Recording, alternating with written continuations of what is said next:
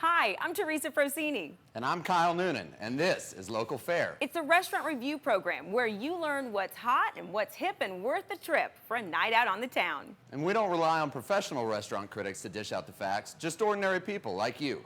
Let's see what's cooking this week right here on Local Fare.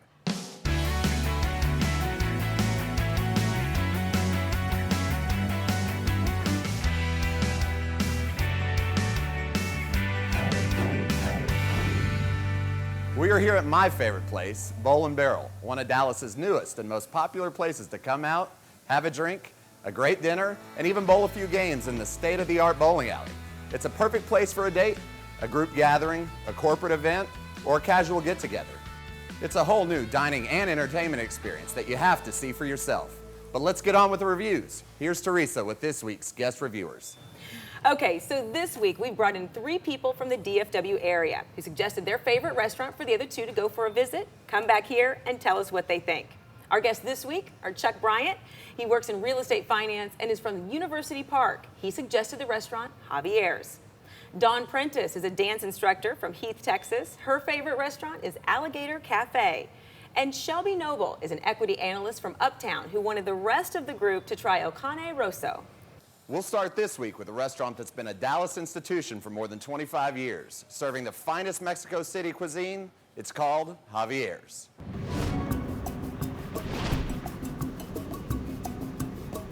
My name is Javier Gutierrez. I am the owner of JAVIER'S restaurant right outside of Highland Park at the far north end of Cole Avenue next to the Katy Trail. I started JAVIER'S in 1977.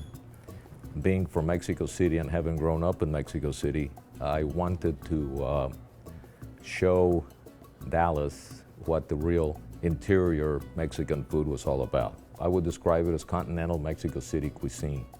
We specialize in fresh seafood, tenderloin beef, chicken, shrimp, and we've added a few things on the menu like quail, cabrito. The atmosphere at JAVIER'S is casual, but yet it's elegant, and it feels comfortable. I would say that it's a place where you're going to have a very good meal. It's going to be moderately priced. The ambiance is low-key, but a lot of fun. Come and enjoy and have a good time and come back. Okay, Chuck, you picked JAVIER'S. Let's start with, why is that your favorite restaurant? I love JAVIER'S because there's so many options. And while it's Mexican food, it's really totally a break from Tex-Mex. Shouldn't even really be in the same sentence. You can go with the chicken or with the steak. Fish is excellent. Desserts, very good appetizers. I think that it really offers a lot. It's not uncomfortable to go with a group and be afraid that somebody won't find something they don't like. Do you have a favorite dish that you... Right now it's the filete aztecas. It's very savory. You say that very well. Filete aztecas. It's the accent, It's a very savory, rich sauce on some tenderloin tips. Okay. And I always get my dishes with the spinach and carrots instead of the sides that come with it. Highly recommend doing that. Interesting. It's very good. Okay, good to know that. Now, Shelby, you went and tried JAVIER'S. Tell me about your experience there. So I've been to JAVIER'S several times, and I really like JAVIER'S. I like the atmosphere, and every time you're there, it just feels like their service is phenomenal. I always get something different. I think last time was like the filet Durango, which is very famous, and it's just a great filet. It's a tenderloin and delicious. But yeah, every time, it's just a nice environment, no matter who you're with. It's a date or work, whichever. It's a great time. And typically, is it dinner that you're going to go there for only, right? I think it's dinner only. Yeah, I'll go there for my birthday or business. Always bring business people there from out of town. They have great rooms that you can reserve off. There's this L-shaped room that's perfect if you're with a group of 20 people, and you can get fajitas or whatnot. So so really accommodating. All right, Dawn, tell me about your experience at well, I went, of course, in the evening, and it was my first time. So what did you think, walking in there, because there are different rooms, what did you think walking in there for the very first time? Everybody was so welcoming. I happened to make reservations just in case, but we got there pretty early, which is my suggestion for everyone, is to get there kind of early because it really got packed within the hour. The food was great, and I did have a margarita on the rocks. What'd you think? It was great. What meal did you choose to have there? Tenderloin. It was stuffed with cheese. Oh, yep. Oh, the Cantina flesh. Yes, that was it. You are a regular. It's really Do you good. ever work there part-time? I might have memorized the whole menu, but Very good. And they, Yes. they do have cheesy stuff, and they have, but the sauces that go with everything, or the fish has mojo de ajo just soaked in garlic. It's delicious. Did you have dessert or anything? did. I Okay, had let's the talk about that. Tres leche cake. What'd you think? Divine. So is this one that you would go back to again? Oh, definitely. All right. Anything else? Is there any downside to it? Anything that you didn't like? I know you said make sure you have a reservation and ahead so you don't have to wait. Anything that you guys see when you go there that you're like, eh? I mean, it does get very crowded, but they have the cigar bar, so it's a great place to go if you're waiting, or you get there early, or you have a bigger group. And so I think that's kind of takes away from the crowd when you first walk in that entryway. Okay. I think it helps that there's Yeah. another place to go. And it can get packed and a little loud. I think that it's a very comfortable atmosphere. Shelby mentioned the service and the atmosphere. I take that for granted going so often, and it really is kind of nice and cozy, warm, great service. So let's rank this one on a scale of 1 to 5, and we're going to talk about value with it and just overall how you would rank this, 5 being the highest. We'll start, it was your restaurant choice, so let's start with you, Jack. I'll go with 4.5, nearly perfect. Okay. I just love everything about it. Excellent. Shelby? I would probably do the same. I think that the service makes it just, a step up. And it's, you can't compare it to Tex-Mex like you said. And you can't really compare it to like a steakhouse. So it's just got its own unique flair to it, I guess. So I would say it's probably a 4.5. Excellent. And Dawn, for your first time there, what I you would say 4. Okay. Yeah. Good. So it sounds like it is a win overall for Oh, everybody. definitely. Thanks for recommending it, Chuck. And I'll come see you when you're working there. When we come back, we'll visit a restaurant that's a little different. In fact, its website address is eatalligator.com. Okay. I like to think that you can walk in off the street and it feel like you're walking into the French Quarter. If you're looking for a truly unique entertainment experience, look no further than Bowl & Barrel, Dallas' only modern American restaurant and tavern complete with 15 state-of-the-art bowling lanes. Whether it's a casual date, a private party, or a corporate event, Bowl & Barrel is a great way to spend an afternoon or evening and the place everyone will be talking about the next day. Great food, great drinks, and great bowling. What are you waiting for? Let's roll. Bowl & Barrel, 8084 Park Lane, Dallas.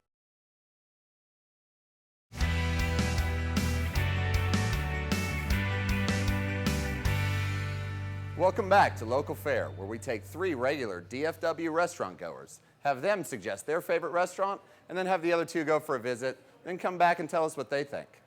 Don Prentice says Alligator Cafe is more than just a name. It's traditional Cajun cuisine where big green lizards really are on the menu.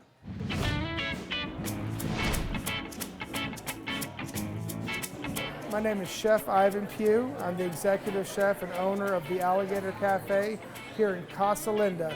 Come see me soon or at our new location in Deep Ellum. Well, we have a lot of classic Cajun recipes, but we also have some fusion recipes like our crawfish enchiladas and some French influenced dishes like our pasta orleans and our Cajun fettuccine. We've got live music playing, the people are talking and having a good time, the food's hot, delicious, the drinks are strong, the bartenders are friendly. I want it to be a slice of the French Quarter, but in Dallas, Texas. You can only get our etouffee here. You can only get our blackening spice here. And that's the unique experience, the people and the food. Pure, from scratch, Cajun love. Let's talk about, Dawn, you chose Alligator Cafe. Tell me about this restaurant and why it's your favorite. Well, it's my favorite because I am from South Louisiana, so I was born and raised with Cajun cuisine, Creole food. And my husband introduced me to this restaurant, and we went, and we've loved it ever since. Now, there's a lot of places that say that they're Cajun, but Right. for someone that's really from the area, you go in and say it's not. Tell me about what makes this one more Cajun for you. Well, it's got more of the Creole twist, so it has a little French to it. Everything's served creamy, buttery, richness, good. So no light menu, but it's great. What do you usually get when you go? Shrimp and grits. Shrimp and grits. Sounds interesting. Okay, Chuck, so you went and tried this restaurant. Yes. All right, tell me what you had. It was very delicious. Had the catfish pontchartrain, which was a blackened catfish with a kind of crawdad and pontchartrain sauce served over dirty rice. Very rich, buttery, like Dawn said. And my wife had the shrimp and grits, so also very highly recommended. Then for appetizers, we had fried boudin balls, which were really good, kind of sausage and cornbready fried, really, really good, and coconut shrimp. Was that your first time to go, or had you been before? It was my first time. I actually hadn't heard of it. But as we told friends and family, it turns out we'd been kind of left out in the dark. Everybody, they knew about it and they loved it, and they just never invited us. Okay. All right. Excellent, excellent. What's the atmosphere like? How would you describe it? I think the decor, they did a very good job as far as making it look Bourbon Street and Creole and all that kind of stuff. It was a little clean, almost. A place like that, I would expect to have more kind of well-worn, comfortable area, and it seemed very fresh and clean. But I think as time goes on and they get more locals in there, it'll be. Gotcha. Kid friendly? Did you take your son? Very to kid this? friendly. Okay. Okay. Perfect. All right, Shelby. How about for you? Had you gone before? I had not, and I went with a friend of mine, and we did the traditional, so jambalaya and gumbo, and we actually started with the fried pickles because I'd heard that the ranch was something special to it, and so it's a lot different. It's not like your normal ranch. So the jambalaya, delicious. The gumbo had the sausage, and then it had alligator in it as well because I felt like you had to get that. You have to eat alligator. So very, very good. And the bar was really good. There were great beers that they had, and my friend had a hurricane, and she said it was perfect, just like New Orleans. Like it should be.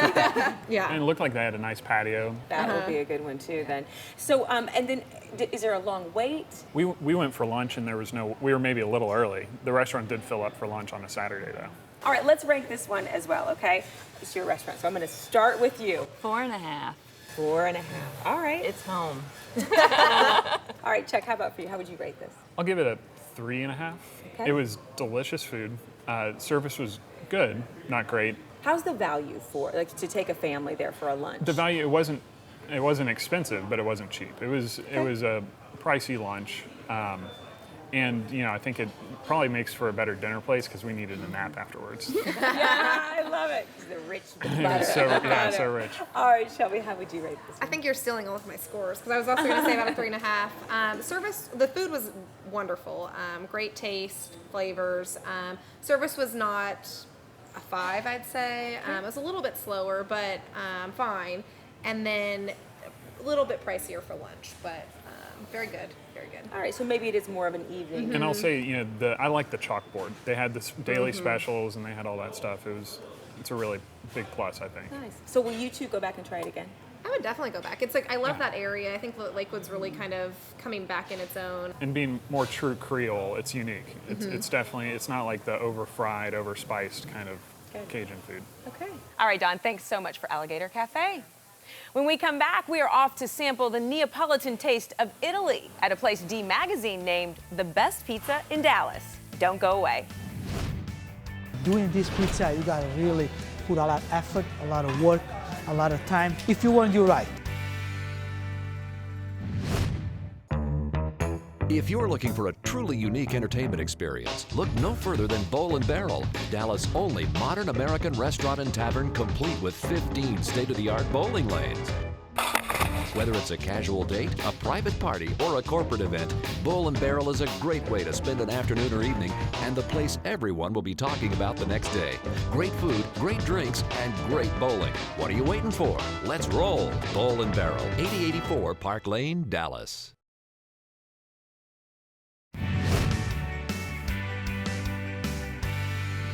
Welcome back. We have one more restaurant to discuss this week, and it was suggested by Shelby Noble, who says that East Dallas's Canine Rosso is as close as you can get to true Italian pizza unless you fly to Italy.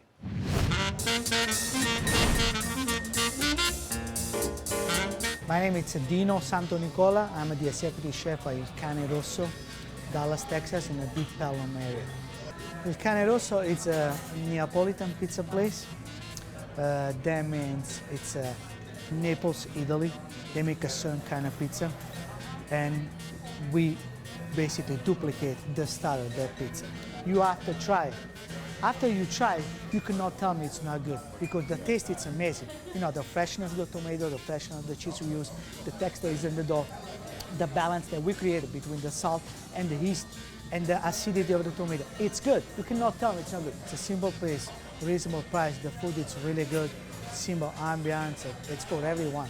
You know, you can go with your girlfriend, you can go with a kid, you can go with your grandma. It's a pizza. Everyone loves pizza.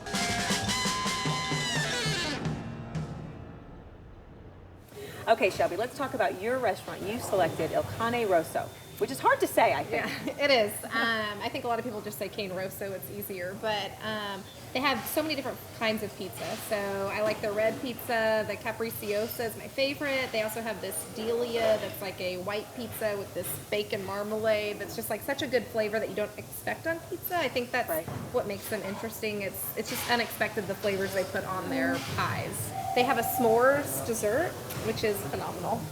Ooh, nice. It's my favorite dessert.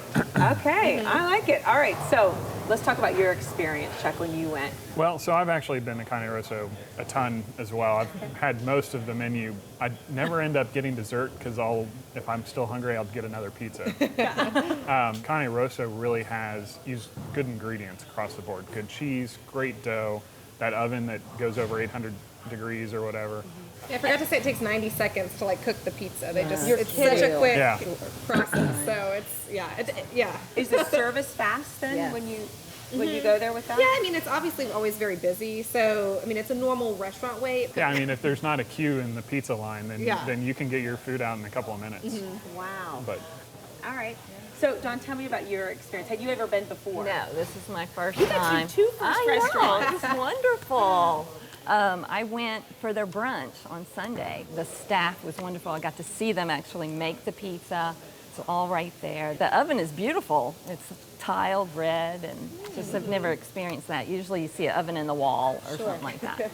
What's the atmosphere like when you go in there? Very warm, welcoming. And is it a different menu from brunch to like a dinner or lunch? Do you know? Brunch is different. It is. And it's a different menu between Deep Ellum and then the new White Rock location. Okay. They're always doing different things with fresh ingredients, I feel like. So is it a place that you go get a traditional pepperoni pizza? I Or do did. You did? Okay. I did. I asked the bartender what was his favorite, and he said Zoli, if you like Italian sausage and pepperoni. But the pepperoni isn't called pepperoni. It's another name. Supersada. Yeah. Supersada. Chuck, Yes. what's it called? Yes, I looked at you. And it's delicious. They do everything, even the mundane, just a cheese margarita pizza or something, or Yeah. the spicy Kegazzo pizza is delicious, and it has a bunch of different flavors, meats and sauces and stuff. Okay, maybe a silly question. Anything besides pizza that you get there? And the s'mores dessert, of course. They do have that. They have these fried artichokes, which is a special right now with like this really good dipping sauce that are very great. And then they have salads, a burrata salad and then a caprese. You look so excited. Check the name. Salad. Why would you do a salad? Salads are actually great. You can get one and split it with 4 people and have a lot. Okay. All right. Yes. Let's rate this one, okay? It's your restaurant. Let's start with you. 1 to 5 on value and atmosphere, food. I would say a 5, and that's not just because it's my restaurant, but I think it's very good value. I think that it's great that they change their menu up often. They always have a special pizza, and they have a great, wine menu and beer, and so I like everything about it. Okay. Perfect. 5. All right, Chuck. I'm going to give it a 4. Okay. I think it does everything exceedingly well, but it's just kind of pizza. I think the value is a little tough too. It's That's what I was gonna $14, $15 a pizza, and so Okay. and then for thin crust pizzas, I normally put down at least 1.5 myself, but it's delicious. Gotcha. Okay. Good. Done. And I also would say 4. I thought it was a great, enjoyable time, but because I was by myself, it was a little expensive for a pizza. But I did take it home to the family. So. You did, because it's just one size. I take it that you Yes, get. Okay. yes. So you're going to get that. Yeah. Will you go back again since it was your first time to go there? Yes, I'm going to bring my husband, who's a picky eater. Okay. He will like it. All right. Perfect. Perfect. Well, Shelby, thanks for the recommendation. Absolutely. Stay with us. When we come back, our restaurant expert, Kyle Noonan, and I will recap the 3 restaurants we discussed this week and tell you about next week's visits. Stay tuned. If you're looking for a truly unique entertainment experience, look no further than Bowl & Barrel, Dallas' only modern American restaurant and tavern complete with 15 state-of-the-art bowling lanes. Whether it's a casual date, a private party, or a corporate event, Bowl & Barrel is a great way to spend an afternoon or evening and the place everyone will be talking about the next day. Great food, great drinks, and great bowling. What are you waiting for? Let's roll. Bowl & Barrel, 8084 Park Lane, Dallas.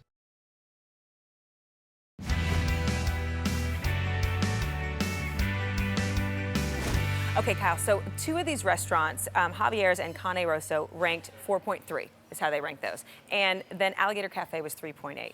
Were you surprised by any of that? I'm not. Okay. Dallas has a huge appetite for Tex-Mex or Mexican cuisine. So JAVIER'S, and then it's an institution. So you kind of expect it to score very highly. And then pizza, who doesn't like pizza? You know, everybody kind of relates to pizza and has these memories, fond memories over pizza. Sure. So those two scoring high don't surprise me at all. And then Alligator Cafe actually scored very well. And the reason why it probably wasn't as high is because of the fact that it's a unique cuisine. And a lot of people aren't really accustomed to it. And they hear a lizard or an alligator or something like that, and they're a little intimidated. But you know, all three concepts do a fantastic job, and they all scored very well, and their scores are really no surprise. I think it's interesting, though, and I wonder if this has anything to do with it, that both Chuck and Shelby went for lunch to Alligator Cafe instead of dinner. And it sounds like it's a little bit of a different environment maybe in that dinner time where that could have maybe changed some of it. I mean, most places do change atmosphere. You know, breakfast is one experience, lunch is a different experience, and dinner is a different experience altogether, and then even late night cocktails. So, you know, restaurants do tend to kind of change atmosphere from lunch to dinner. You know, and really at the end of the day, I think Alligator Cafe is a place that works either way. It sounds like it's authentic. You know, it's that authentic Creole that you can't always find. Sometimes it's just too much spice. Yeah, and and they do a great job of presenting Cajun cuisine the way it should be presented. With music at night. That's right. What can you? What could go wrong? Right. Nothing's better. All right. Thanks. Next week on Local Fare, we visit 3 more Dallas eateries: Maple and Motor, Eno's, and Rafa's Cafe. And of course, we will hear what our guest reviewers think about each other's favorites. And if you would like to be a guest on Local Fare, visit our website at www.localfaredfw.com and click on Be a Guest Reviewer. That's all for this week. Thank you for joining us, and get out and enjoy your local fare. See you next week.